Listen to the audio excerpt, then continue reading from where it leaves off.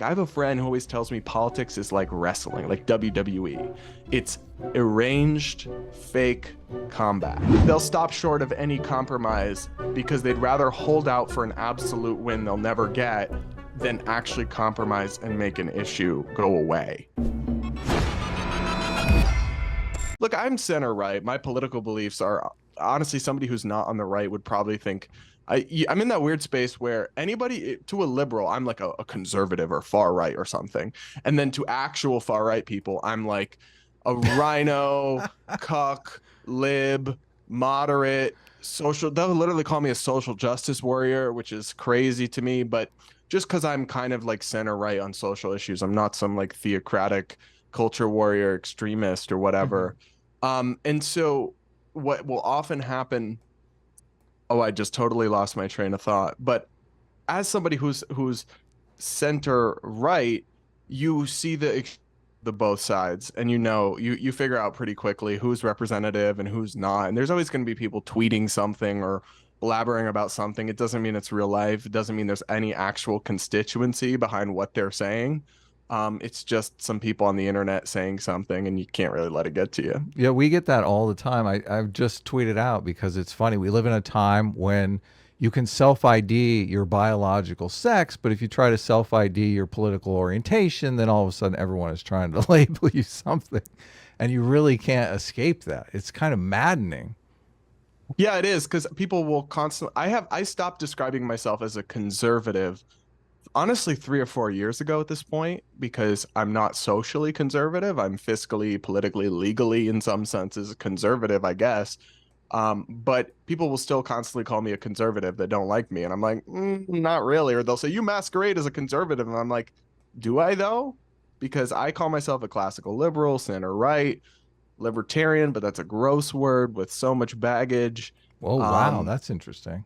Because we but so look, we talk about libertarian stuff on the show quite often, and I'm always getting in trouble for that because there is such a wide range of political beliefs across libertarianism. So it's funny to hear yeah, you say that it's like you've abandoned the term basically because I try to stay away because it just has a lot of baggage. Like it's associated with the Libertarian Party, which is a whole bag of worms I have no affiliation with.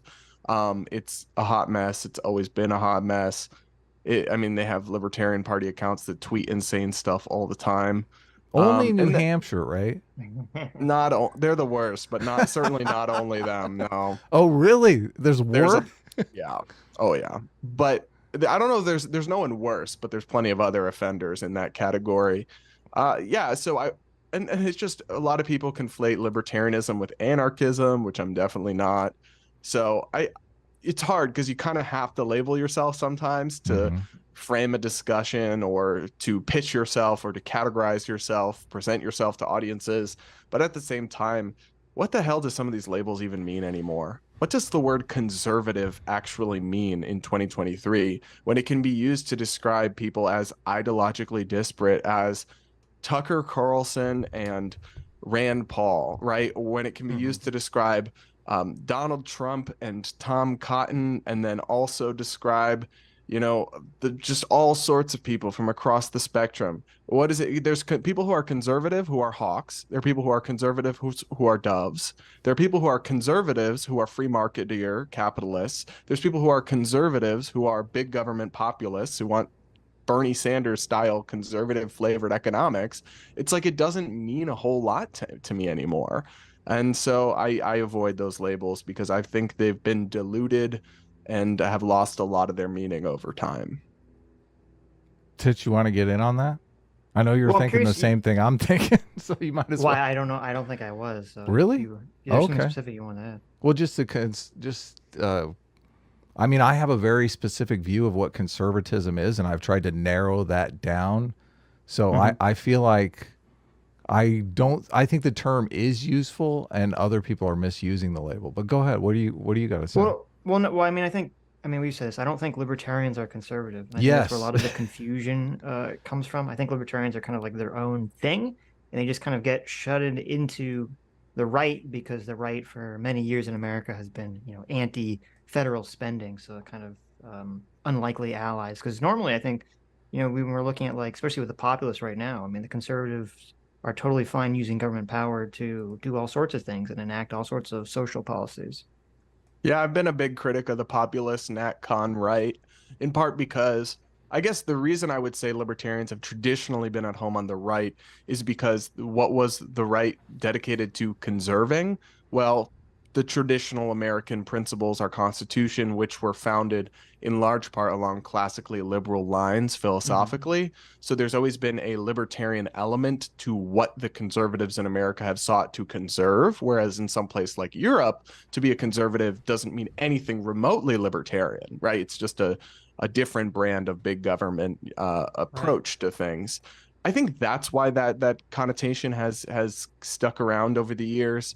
And I guess like if you put me on a political compass test, I'm always going to be right of center, but in where I come out. But yeah, I think if that were to become the dominant, and I think it's unclear whether it will be or not, but the populist nationalist types on the right, if they were to become that is what it means to be a conservative or a Republican for sure for the future, then libertarians would have absolutely no home among Hmm. that crowd. Now, I think it's a great point that our country was founded on, classically liberal or libertarian values. So yeah, it would make sense that people trying to conserve that would kind of have that overlap. I'm curious that you were saying that you get in trouble. People on the right call you a rhino or like a libtard or something. And I'm curious as to what's a take you have that gets you into this kind of trouble? Okay, how about transgender adults should be free to receive the medical care that they want? Wow, how dare you, sir? Yeah, so I did a debate with Daily Wire host Michael Knowles about this Oh, question. Wow, we should wow, watch that. interesting. Yeah, we You should. should. It went pretty viral, to be honest, in part because Antifa people tried to set off bombs and tried to stop us from speaking. So one of the Wow. I have never felt physically unsafe during an event before like I did during that. Um, because they were pounding on the walls outside. They were burning Michael Knowles in effigy. They Well, were Well, you were doing according fine, to right? You were accor- debating him. Yeah, no, I was debating him, but because I disagree with him, I think he's Right. authoritarian in many ways, though he's a nice enough person. I just Hmm. disagree with his ideology. according to Um, Sam Cedar, Antifa is completely nonviolent, though, Sitch. That's what he told us. That's true. Yeah. yeah, well, I guess that's just depends on who counts. I guess what I'm talking about is the leftist Oh agitators man. who are clad in black, right? Yes. Like, Yeah. Right. Yeah. Right. call them Antifa, call them whatever you want. They were trying to disrupt our speech, not disagree with it. Yeah. No. Um, so yeah, that's a take. So I mean, how did the debate go? What happened? it ended up going fine, but there was just this kind of underlying atmosphere of like fear because we Mhm. didn't know what was going to happen because there were people outside pounding on the walls. The police had to shut down the street. Like I believe people were arrested in connection with some of the stuff that happened, though I'm not sure about that. There was a an attempt to stop it from occurring Where because did where did it this was at take the place? University of Pittsburgh. Pittsburgh. Okay. Yeah. And obviously you destroyed Michael Knowles, right? Because his position is just, I mean, it's flim flam. I mean, I would say I think that I had the better of the argument, but I certainly actually wouldn't say I destroyed him because I think his position is very flawed. But people like him they're very skilled at rhetoric and at Yes. debate. So I wouldn't say that I think there were moments in the debate that went very well for me, but there were moments that went well for him, and he has a charisma to him, a manner, because I can see how people get caught up in what he's saying because it sounds very flowery and very poetic. Hmm. But I think when I pinned him to examples, for example, I don't like Dylan Mulvaney. I think Dylan is very cringe, but Michael thinks Dylan Mulvaney should be institutionalized and said as much Wow. said as much at the debate. And so when I pinned him to that, you really think because you disagree with somebody, they should be locked up and taken away from their family, from their job, from their life, blah, blah, blah. He would try to worm away from what he actually said and go Wow. back to flowery things about like, well, the truth is this. The truth is that there are men and there are women, and Right. transgender people are an attack on truth or whatever he believes. And so the more I could pin him down to, and I feel bad for her because she gets, and I've done this, so I'm guilty of this.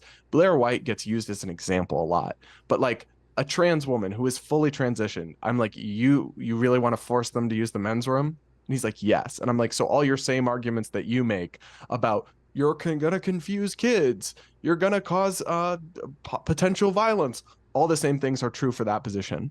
You don't think a child will be confused when somebody who looks like a woman walks into the boys' room next to them? Yeah, Like, you don't totally. think you're putting that person at danger? So I think, but at the same time, I'm a huge critic of the excesses of the woke, cringe LGBT movement. I think they're unhinged. I think basically everything after the T that they've added is either fake or what's the right word? Repetitive and not necessary.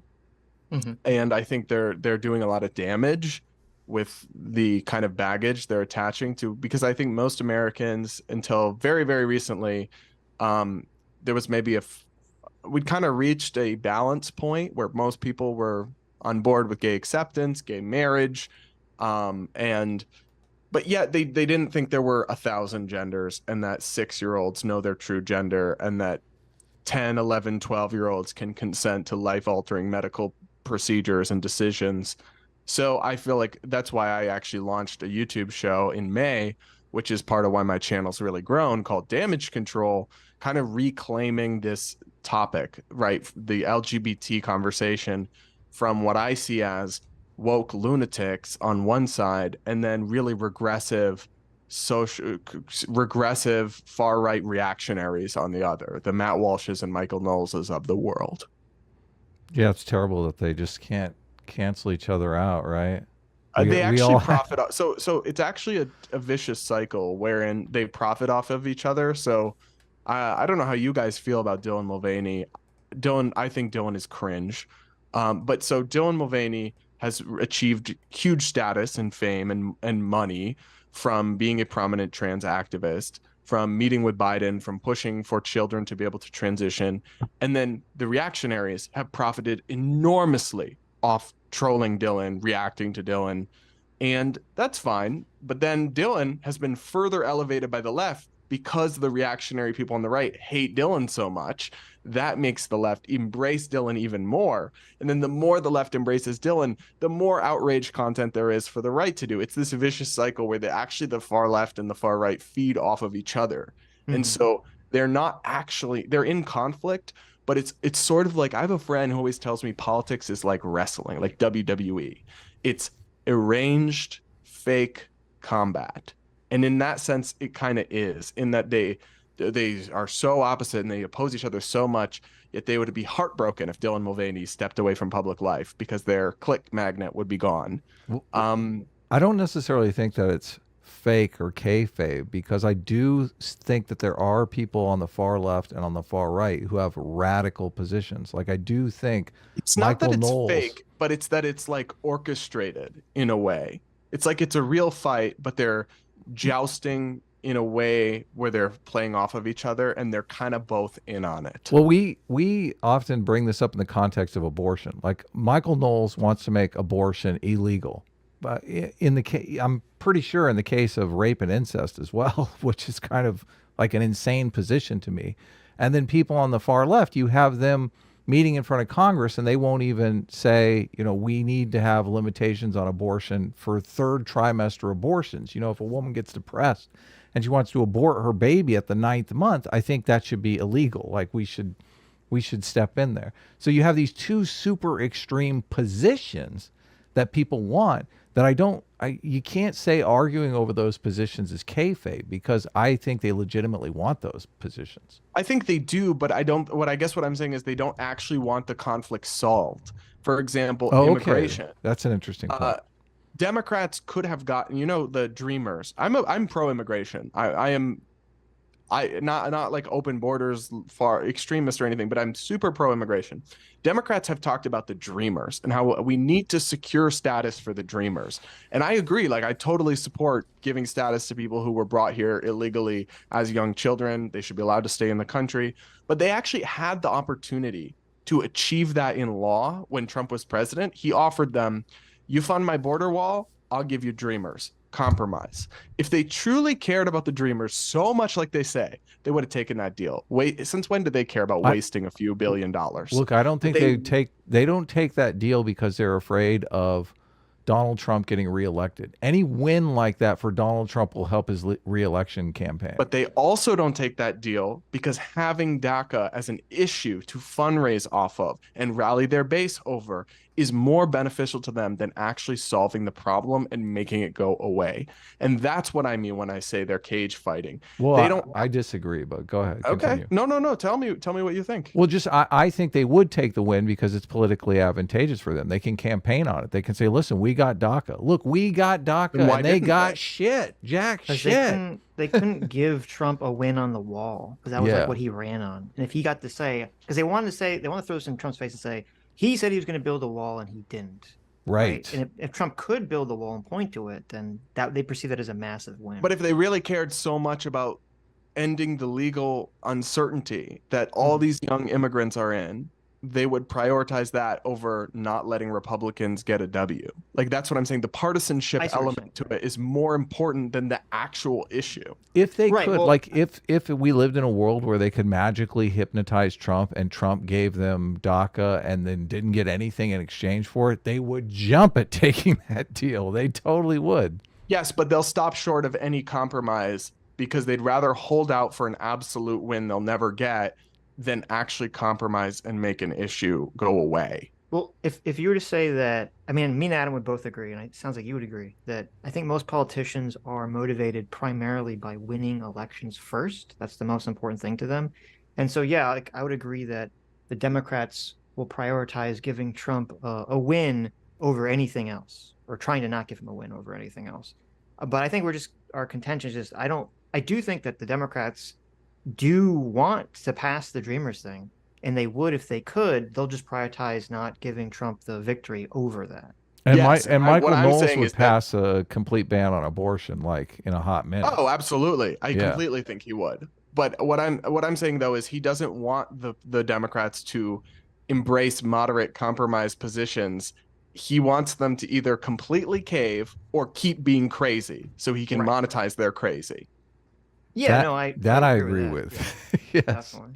Hi, you just listened to a clip from the Sitch and Adams show. If you like what you heard, you can listen to our live show right here on this channel on Sunday, starting at 1 p.m. Pacific, 4 p.m. Eastern. And if you want, you can super chat us. We read $20 and up super chats on the show and then do a follow-up stream on the following Tuesday where we read the rest of the unread super chats and interact with fans of the show. Subscribe to this channel right here to listen to the live show or to listen to more of our awesome clips.